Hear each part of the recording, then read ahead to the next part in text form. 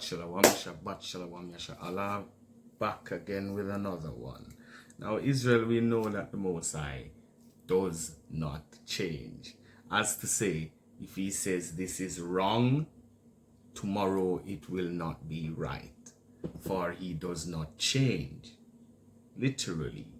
But from the concept that we have today, from the teachings, these false teachings from others today, they will give the impression that somewhere along the line, the Most High God changed his mind, whether it be in regards to Israel being the chosen people and now we're all grafted in, or whether it literally just has to be with he just changed his mind because he never liked something, as if he's confused and not know his own mind.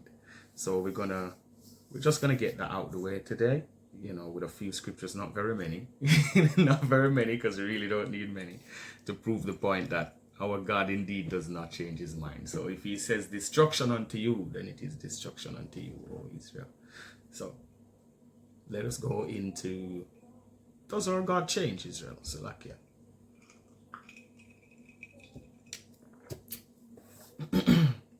So we can go to a very clear scripture in regards to debunk this immediately.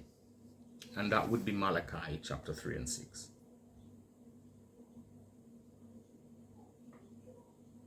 So Malachi chapter 3 and verse 6 reads, "For I am Yahweh, I change not, therefore ye sons of Jacob, ye are not consumed." This is just to say what I said about the children of Israel in regards to the promises of them being overlords of this earth and gods of this earth and ruler of all nations on this earth. That stands. So someone from outside of this promise that was made cannot now then come and interject themselves into it. They cannot. Why?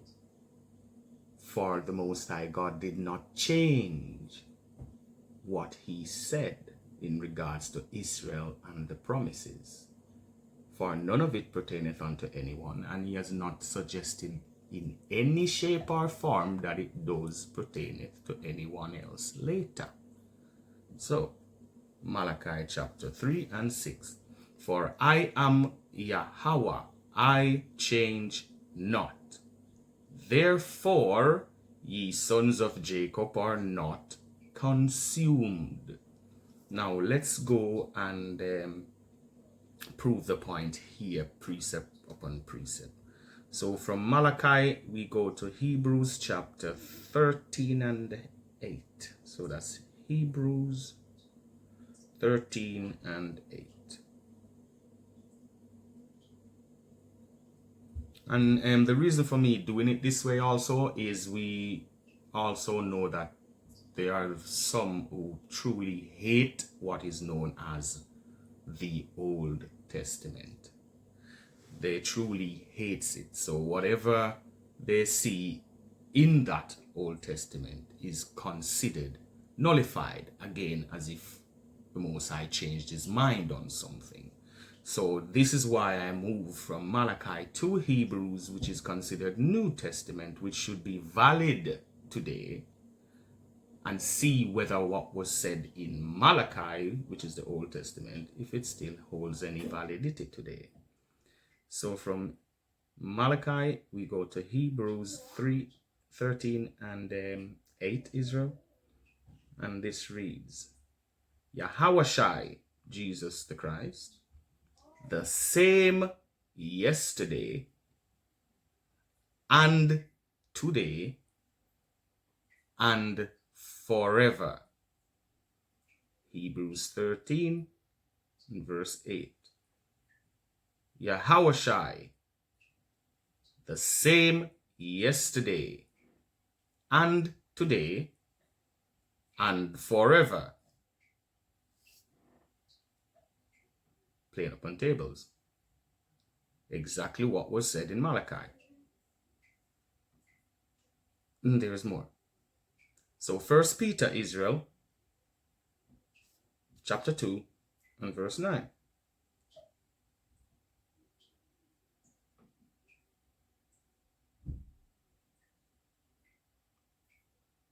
And verse 9 reads, "But ye are a chosen generation, a royal priesthood, an holy nation, a peculiar people, that you should show forth the praise of him who hath called you out of darkness into this marvelous light." That has not changed, and perhaps some would hope and love for such a thing to change, for this only pertaineth unto Israel. No one else sideways can get in. You just can't. So we will read this again. This is 1 Peter chapter 2 and 9. "But ye are a chosen generation, a royal priesthood, an holy nation, a peculiar people, that ye show forth praises of him whom has called you out of the darkness into the marvelous light." Paraphrasing what's been said all throughout the Old Testament, because as we know, Israel was chosen. That has not changed. It is not going to change at all. So no one else can get in there. We must be fair, Israel. Now from here, Israel, I want to close out with one more scriptures, and this is going to be all the way in the Apocrypha. We want 2 Maccabees, we want chapter 6 and verse 14. So that's 2 Maccabees,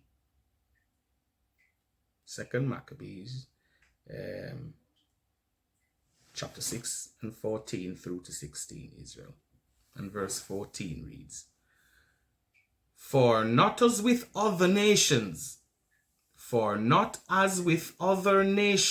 whom the Lord patiently forbeareth to punish, till they be come to the fullness of their sins, so dealeth he with us, lest that being come to the heights of sin, afterward he should take vengeance of us. And verse 16, Israel. And therefore he never withdraweth his mercy from us. And though he punish with adversity, yet doth he never forsake his people. I'll read verse 16 again, Israel, and I'll interject. And therefore he never withdraweth his mercy from us. He promised us this mercy, and he does not change. So this mercy does not extend to anyone else, for it was never said unto anyone else, Israel. And though he punish with adversity, because he puts his foot up our ass, Israel. And though he punish with adversity, yet doth he never forsake his people. Again, something he promised never to do. So we have no reason to be sat here thinking something got changed somewhere. The Most High does not change. His Son does not change. Plain upon tables, Israel. So with that, Yasharahla, I bid you farewell, Israel. I bid you farewell until the next one. Shalawam.